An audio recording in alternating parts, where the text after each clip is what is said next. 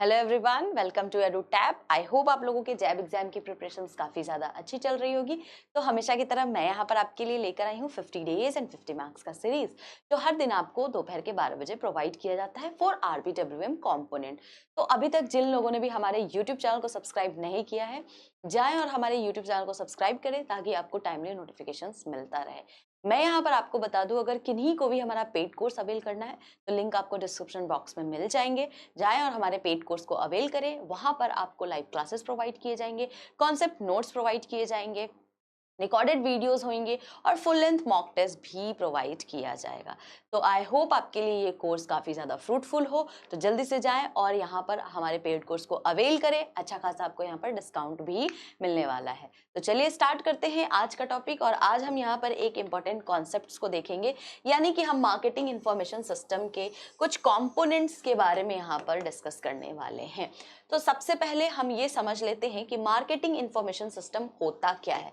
तो marketing information system आपको help करता है, यानी कि बैंक को या कंपनीज को ये हेल्प करती है अंडरस्टैंड करने में मार्केट को बेटर तरीके से। इसके अलावा ये हेल्प करती है आपकी मार्केटिंग प्लानिंग को इम्प्रूव करने में, जिससे आप यहाँ पर क्विकली और बेटर तरीके का मार्केटिंग डिसीजन ले सको। ठीक है, तो अब यहाँ पर आप 4 कंपोनेंट्स देखेंगे मार्केटिंग इंफॉर्मेशन से रिलेटेड। पहला है आपका इंटरनल रिकॉर्ड सिस्टम। तो ये इंटरनल रिकॉर्ड सिस्टम क्या है? ये सिस्टम आपको हेल्प करता है ट्रैक करने में जो भी आपका इंटरनल डेटा है related to your bank operations. ठीक है, तो यहाँ पर आप सारे के सारे डेटा को यहाँ पर स्टोर करके रखते हो। जैसे आप देख सकते हो यहाँ पर अकाउंट इन्फॉर्मेशंस में आपको सेल्स टर्नओवर है, कैश फ्लो है, अकाउंट रिसीवेबल है। ये सारी चीजें आप इंटरनल जो भी हमारा डेटा होता है उसकी ट्रैकिंग करने के लिए आप इस सिस्टम का यूज करते हैं। ये आपको रियल टाइम में अवेलेबल होता है, यानी कि आप यहाँ पर रियल टाइम एनालिसिस कर सकते हैं। रियल टाइम में आप अपने कस्टमर्स के बिहेवियर को अंडरस्टैंड कर सकते हैं। दूसरा होता है आपका मार्केटिंग इंटेलिजेंस सिस्टम। अब ये क्या होता है? ये आपको हेल्प करता है एनालाइज करने में और इंफॉर्मेशंस को स्टोर करने में with the help of external sources. तो ये हमारा एक्सटर्नल सोर्सेस क्या होता है? तो आप देखेंगे जो हमारा एक्सटर्नल सोर्सेस होता है, यानी कि बैंक यहाँ पर यूज करती है न्यूज़पेपर, मैगजीन्स, ट्रेड जर्नल्स का अपने मार्केट के ट्रेंड्स को अंडरस्टैंड करने के लिए, मार्केट के कंडीशंस को समझने के लिए कि अभी क्या जो है मार्केट का कंडीशन है, उसके हिसाब से ये यहाँ पर डिसीजंस ले पाती है। तो आप देखेंगे मार्केटिंग इंफॉर्मेशन सिस्टम का यहाँ पर जो काम होता है, जो भी हमारा डेटा होता है एक्सटर्नल सोर्सेस से उसको एनालाइज करती है। इसके अलावा यहाँ पर बैंक देखेंगे एनुअल जो रिपोर्ट्स आती है of trade association and chambers of commerce, उसको रिव्यू करती हैं।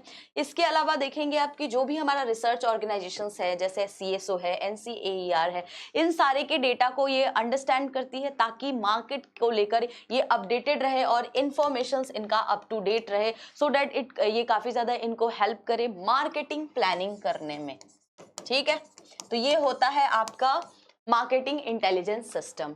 तीसरा होता है आपका मार्केटिंग रिसर्च सिस्टम। तो यहाँ पर हम क्या करते हैं? यहाँ पर हम रिव्यू करते हैं कस्टमर्स का रिगार्डिंग द बेसिक क्वेश्चंस और जो भी उनको चैलेंजेस आ रहे हैं। जैसे हम यहाँ पर क्या करते हैं, कस्टमर्स का इंटरव्यू लेते हैं और अंडरस्टैंड करने की कोशिश यहाँ पर करते हैं कि कस्टमर क्यों अच्छी तरीके से, क्यों खुश नहीं है हमारे सर्विसेज से, क्यों उनके लिए जो है इतना ज़्यादा दिक्कत आ रही है, हमारे साथ बेहतर वो रिलेशनशिप क्यों नहीं मेंटेन कर पा रहे। तो इसके लिए हम यहाँ पर क्या करते हैं, फील्ड सर्वे करते हैं, कस्टमर्स के साथ इंटरव्यू करते हैं। इसके अलावा आप यहाँ पर देखेंगे कि हम जो भी हमारा नया अगर हम मोबाइल ऐप बना रहे हैं तो हम यहाँ पर कस्टमर्स के फीडबैक भी लेते हैं कि किस तरीके का फीचर्स उनको चाहिए जो वो नए मोबाइल ऐप में देखना चाहते हैं। तो यहाँ पर कुछ बेसिक रिक्वायरमेंट्स होती हैं। तो आप देखेंगे कि यहाँ पर जो भी हम डेटा सर्वे से यहाँ पर कलेक्ट करते हैं, यानी कि हमने इंटरव्यू लिया, यहाँ पर फील्ड सर्वे किया, सारी चीज़ें डीलर सर्वे किया, जब भी हमने ये सारी सर्वे किया तो हमको उसको कहाँ पे रखना है, यूनिफाइड एंड सेंट्रलाइज सिस्टम में उसको स्टोर करके रखना है ताकि हमारे लिए काफ़ी ज़्यादा आसान हो जाए डिसीजन मेकिंग करना।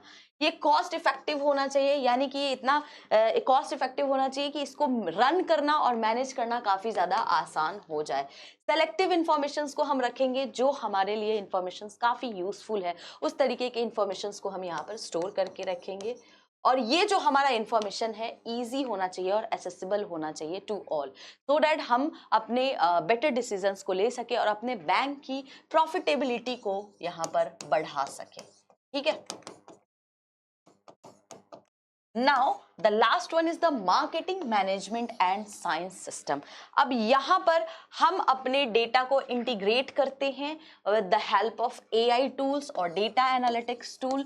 अब इससे क्या होता है, आप सभी को पता भी होगा कि डेटा एनालिटिक टूल्स का हम यूज करके कस्टमर्स के ट्रेंड पैटर्न चीज़ों को यहाँ पर अंडरस्टैंड करते हैं, उनकी फ्रिक्वेंसी, ट्रांजेक्शन फ्रिक्वेंसी को अंडरस्टैंड करते हैं, जिससे हमारे लिए काफ़ी ज़्यादा आसान हो जाता है डिसीजन मेकिंग करना। तो ये होता है हमारा marketing management and science system, जो कि एक कम्युनिकेशन गैप जो होता है उसको यहाँ पर फुलफिल करता है। यानी कि ये हमें बहुत अच्छी तरीके से मार्केट ट्रेंड भी बता देता है कि एक्चुअली में अभी मार्केट में किस प्रोडक्ट का ज़्यादा डिमांड है, किस तरीके के कस्टमर्स को किस तरीके का यहाँ पर प्रोडक्ट ज़्यादा अच्छा लग रहा है, कौन से सेगमेंट में हमको किस तरीके का प्रोडक्ट जो है टारगेट करना चाहिए। ठीक है। और हमारे कस्टमर ने किस तरीके का फीडबैक दिया है और कहाँ पे हमको इनहेंस करने की ज़रूरत है। ये हमारे वर्क को काफ़ी ज़्यादा स्ट्रीमलाइन कर देता है, इफिशिएंट बना देता है। तो ये कुछ 4 कंपोनेंट है जो काफ़ी ज़्यादा इंपॉर्टेंट है और इससे रिलेटेड आपके एग्जाम्स में भी क्वेश्चंस आते हैं। तो चलिए कुछ क्वेश्चंस यहाँ पर कर लेते हैं। तो पहला क्वेश्चन है, the component of marketing information system do not include. तो इस चारों में से कौन सा इंक्लूड वो नहीं करते हैं? Marketing intelligence system, internal record system, information technology system and none of the above. तो क्या होगा इसका करेक्ट आंसर? मैंने आपको 4 कंपोनेंट बताया है, लेकिन ये इंफॉर्मेशन टेक्नोलॉजी सिस्टम के बारे में मैंने आपको नहीं बताया। तो हमारा करेक्ट आंसर क्या होगा? Option C is the correct answer. Next question पे चलते हैं। ये अब आपके एग्जाम में आया हुआ क्वेश्चन है, which of the following statement is not correct. 4 statement है। Internal marketing information typically include data on the sales turnover and account receivable. The marketing intelligence system primarily rely on the data from the internal sources such as company report. The marketing research system collects data specifically for solving marketing problems, including consumer behavior and competition. The marketing management and science system aims to optimize the use of data for complex marketing activities. इसमें आपसे पूछा है कौन सा correct नहीं है। बहुत ही बेसिक और इजी सा सवाल पूछा है गाइज। अगर आपने चारों कंपोनेंट को अच्छे से समझा होगा तो इस सवाल का जवाब आप लोगों को जरूर पता होगा। ऑप्शन बी जो है करेक्ट आंसर होगा। यहाँ पर हम इंटरनल नहीं एक्सटर्नल सोर्सेस का यूज करते हैं, राइट। तो हमारा करेक्ट आंसर होगा option number B. Next question है, consumption pattern changes can be gauged through which of the following elements of marketing information system? Internal record, marketing intelligence, marketing research and marketing decision support changes.